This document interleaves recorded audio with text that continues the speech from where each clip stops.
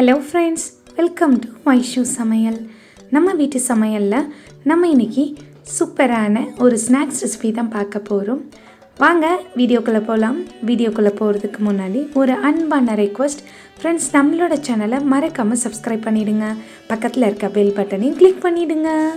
இந்த ஸ்நாக்ஸ் செய்கிறதுக்கு நான் ஒரு 1.5 கப் அளவுக்கு தண்ணி சேர்த்துருக்கேன். இப்போது இதை நல்லா கொதிக்க வைக்க போகிறோம். இது கூடவே மிளகாய்த்தூள் சேர்த்துக்கலாம். தனி மிளகாய்த்தூள் 1 ஸ்பூன். நல்ல காரமாக வேணும் அப்படின்னா 1 ஸ்பூன் சேர்த்துக்கோங்க. நான் 1 ஸ்பூனுக்கு கொஞ்சம் கம்மியாக சேர்த்துருக்கேன். கூடவே தேவையான அளவு உப்பு சேர்த்துக்கலாம். 1/4 ஸ்பூன் அளவுக்கு மஞ்சத்தூளும் சேர்த்துக்கலாம். இப்போ இந்த தண்ணி நல்லா கொதிக்க ஆரம்பித்த பிறகு இதை நம்ம ஸ்டவ் ஆஃப் பண்ணிவிட்டு நம்ம செய்கிறதுக்கு எடுத்துக்கிறோம். இப்போ இதில் நான் பச்சரிசி மாவு சேர்க்குறேன். வீட்டில் அரைச்ச பச்சரிசி மாவு 1/2 கிலோ சேர்த்துருக்கேன். இப்போ நம்ம கொதிக்க வச்சோம்ல, இந்த தண்ணியை இதோடு சேர்த்துக்கலாம். இப்போது நம்ம தண்ணி சேர்த்த பிறகு இது கூடவே நான் 1 ஸ்பூன் அளவுக்கு வெள்ளை எள்ளு, கருப்பு எள்ளு எது இருந்தாலும் சேர்த்துக்கோங்க. கூடவே கொஞ்சம் பெருங்காயமும் சேர்த்துக்கலாம். பெருங்காயத்தூள் சேர்த்தாச்சு. இப்போ இதை எல்லாத்தையும் சேர்த்து நல்லா பசைஞ்சிக்கோங்க.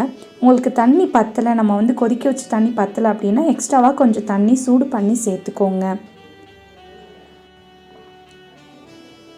இப்போது நம்ம கேட்டிருந்த எல்லா தண்ணியும் சேர்த்தாச்சு.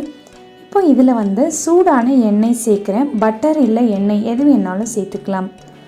நான் இதில் இப்போ எண்ணெய் தான் சேர்த்துருக்கேன். எண்ணெய் ஒரு 1/4 கப் அளவுக்கு நல்லா சூடு செஞ்சு சேர்த்துக்கோங்க. இப்போ மாவை நல்லா பசைஞ்சு நம்ம முறுக்கு மாவு பதத்துக்கு வச்சிட்டோம்.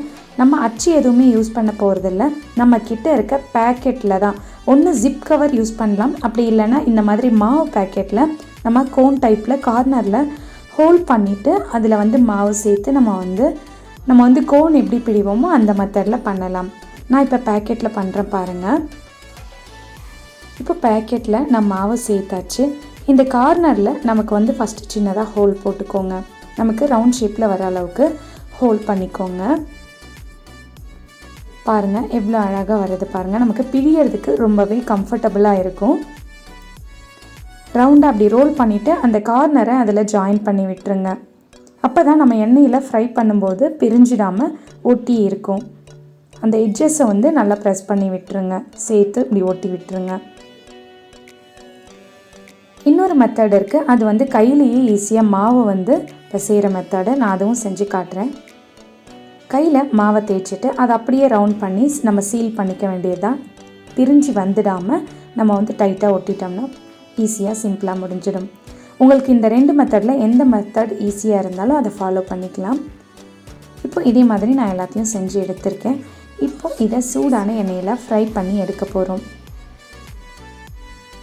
எண்ணெய் நல்லா சூடானதும் நம்ம பிழிஞ்சு வச்சுருக்க ஸ்நாக்ஸ் எல்லாத்தையும் அதில் போட்டுடுங்க. ஃப்ளேம் நம்ம போட்ட பிறகு ஹையில் இருக்கக்கூடாது. போட்டதுக்கப்புறமா நம்ம மீடியம் ஃப்ளேமில் வச்சுக்கோங்க.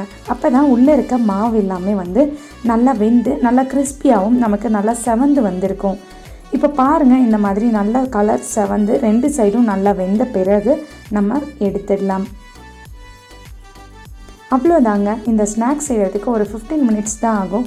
ரொம்பவே சிம்பிளாக, நமக்கு நிறைய பொருள் இன்க்ரீடியன்ட்ஸ் எதுவுமே தேவையில்ல. வீட்டில் இருக்க அரிசி மாவு இருந்தால் போதும்.